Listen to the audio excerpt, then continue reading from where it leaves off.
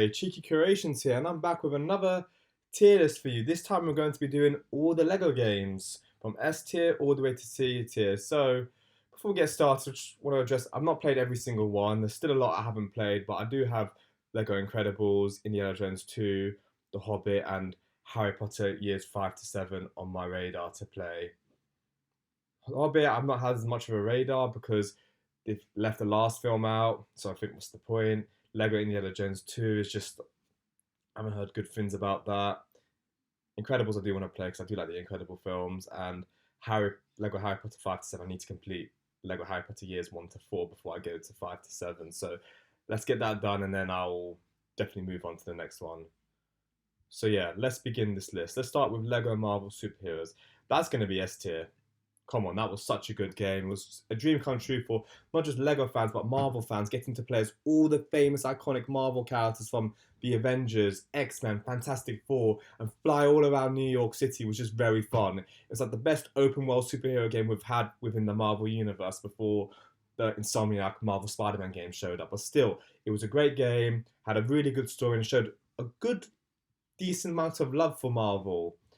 So yeah, I definitely put that as S tier. And then we've got its sequel, Lego Marvel Avengers, which kind of takes place during the MCU films. This was like Lego Marvel's version of Star Wars: The Complete Saga, but not as well done. I'm gonna have to put it in C tier. I think what I didn't like about Lego Marvel Avengers was that it didn't focus on all the Marvel films that led up to Avengers: Age of Ultron. It just focused purely on Marvel Avengers for the Dark World, Captain America, the First Avenger, Winter Soldier, Iron Man 3. I would have liked if they did Iron Man 1, Iron Man 2, or The Incredible Hulk, or did all the Marvel films, and even the first four films was missing. And it was just such a step down. It was just very focused on what Disney owned at the time within Marvel than showing love for the entire Marvel comic universe. So yeah, I put that C tier. Then we've got Lego Batman 3, Beyond Gotham. I'm gonna put that in C, actually no, B tier. We're gonna put that in B tier. Yes, it's not as good as the first two Lego Batman games that followed after it, but I will give it credit. It had a good story. I liked how it was like there's DC superheroes and supervillains all coming together. It had good levels, and everyone got their time to shine. It wasn't just a Batman centered focus game, whereas Lego Batman 2 DC Superheroes was purely just about Batman, and then Superman showed up afterwards, and then we got the whole Justice League. This time we got to play as the entire Justice League. I just would have preferred it was more of a Lego Justice League game than a Lego Batman 3 game. I think that would have been much better if it was a Lego Justice League game. But I'll put that B tier. Then we've got Lego Batman, the video game. That's going to go into A tier. I remember playing Lego Batman the video game an awful lot when I was a kid with my little sister and my friends when they come over for sleepovers. It was a fun game getting to play as all the Batman characters from heroes and villains, and having them each level have a boss fight when Batman has to take down a villain was very fun. I liked collecting all the characters. Is what made me partly began why I became such a big fan of Batman. My only complaint about the game is I would have preferred it wasn't just Batman and Robin. I would have liked levels if you could use Nightwing sometimes or Batgirl or have different characters to help. I just felt like it was just focused on two characters, that's it. Whereas the Lego Star Wars games prior to it allowed you to play as multiple characters and sometimes in a few levels. So Lego Batman the video game will be an A tier. Now then we've got Lego DC Supervillain. So I delayed playing this game for quite a while, I would say. Reason being for that is just because I just wasn't really that interested in it. I just thought, what's the point? It's just about the DC supervillains. But it surprised me. It had a very good story. I definitely think it had one of the best stories, original stories we've seen in a Lego game to date. Having the supervillains have to all team up to take down the Justice Syndicate and the bigger bad in the game, which I'm not going to reveal any spoilers. And then have you make this own character, you decide you want to go down the role of a villain or a hero. I thought it was very well done, and it was a big step up from all the previous DC games. So I'm gonna have to put Lego DC Supervillains into S tier, I would say. I still need to complete the game though, but I will get around to doing it soon. Up next, we've got Lego Indiana Jones, the original adventures. I'm going to put that in A tier. I did like Lego Indiana Jones, the original adventures. It was a good game. I love Indiana Jones films. They're one of my favorite film trilogies of all time. You definitely felt like in Indiana Jones in the game. I definitely think the game did the best job at like cooperative gameplay and puzzle solving. So I definitely give it props for that. But I just put it in A tier because I think a lot of the games that were better than it were just better than it. Simple as. Nothing really against the game. Then we've got Lego Jurassic World, which I haven't played too much of, so I'm just gonna probably say C or B tier. But from what I've played, I've been kind of impressed with the game. It's good for people that like Jurassic Park. I definitely need to give it more of a try and play a bit more. I'm just going to put it into C tier since I haven't played too much of it, but I'm definitely going to get around to playing it more now after realizing I need to get around to playing it more after this YouTube video is done. Next, we've got Lego Lord of the Rings. That's going to be a B tier game. You know, I enjoyed roaming around Middle Earth with all the characters from the Lord of the Rings film and the original trilogy. It's a lot of fun. You really feel like you're part of Middle Earth. I still need to complete it. It's on my list. Got it on my old PS3, so I'm definitely going to get around to completing that game. It has a good open world, and I hope that it does get a similar treatment like Lego Star Wars: The Skywalker Saga did, because Lord of the Rings is such a big franchise. It does definitely deserve that. Then we've got Lego Marvel Super Heroes 2. That's going to be a C tier game. I didn't think it was bad. Like I thought the game was alright, but it just focused too much on what Marvel Disney from the MCU. Then we didn't see any X-Men or any Fantastic Four, so it just felt a bit underwhelming, I would say. A big step down in quality from Lego Marvel Superheroes. But it was better than Lego Marvel Avengers, so I'll definitely put it ahead of that on the C tier. Then we've got Lego Pirates of the Caribbean. I'm going to say that's a C tier game. Wasn't bad, but just didn't do much to really reinvent himself in the Lego genre. And I like the Pirates of the Caribbean films. They are fun to watch, even though I do think they overstayed their welcome a bit.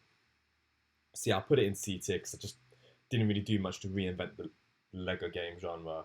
Next, we've got Lego Harry Potter, years 1 to 4, which I think did a really good job at somewhat adding some more charm to the Lego genre. Because it was like kind of the first time in a Lego game we got an open world, sort of, within Hogwarts. It's definitely the perfect game to play if you're a big fan of Harry Potter or Lego. Combine that together, you've got Lego Harry Potter, years 1 to 4. I've enjoyed the game. There was a lot of good story levels in the game, and a perfect balance between puzzle solving but also cooperative gameplay, which what makes Lego games a lot of fun. So Lego Harry Potter, you're going in A tier. So I do definitely enjoy playing you a lot. And then we've got Lego Star Wars 2, the original trilogy. You know what?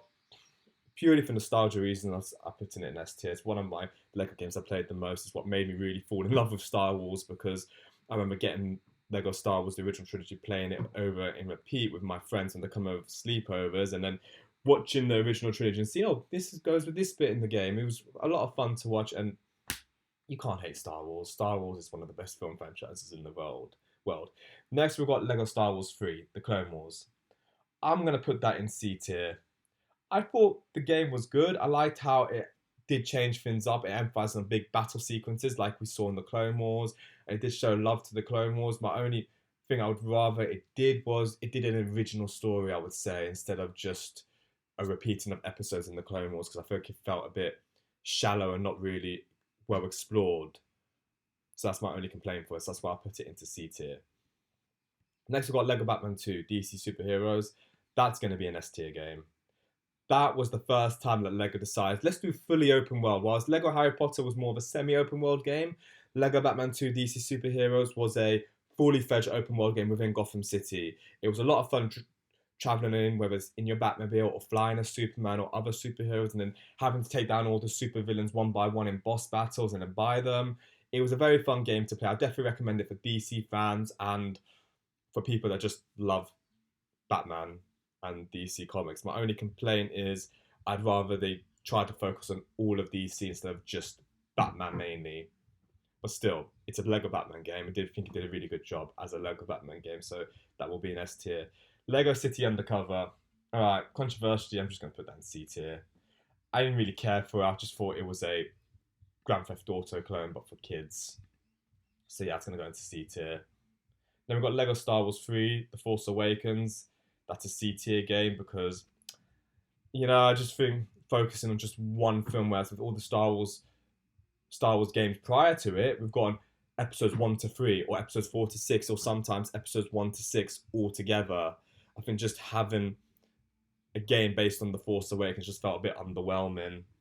And Force Awakens was a decent film, but not my favorite Star Wars film of all time. So I'll put it in C tier. But it did have some good moments. I did like some of its level designs and the levels in the game, but it's still a C tier game.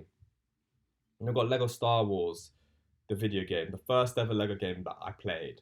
I'm gonna put that in B tier.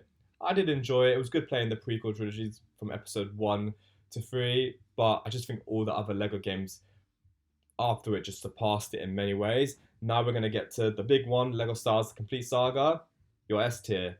Imagine getting to play as all the characters from episode 1 to 6 in all the levels in Star Wars history, and then having like a little duel game where we get them to fight each other was fun to play with friends or even by yourself, and just having, let's say, prequel trilogy characters in the original trilogy and vice versa. It's the perfect love letter to the Star Wars saga. I do love Lego Star Wars: The Complete Saga a lot, and it's a game I still play a lot to this day, just to chill out. And then we've got Lego Star Wars: The Skywalker Saga. I'm going to put that in. Probably gonna say, I don't know. I'm gonna put it in A tier. I like the open world, getting to explore all the planets in depth and all the side quests. I thought it was a fun game. I kind of stopped after episode 6 because I just don't really like the sequel trilogy too much. I don't think it's nowhere near as good as their prequels or original trilogy.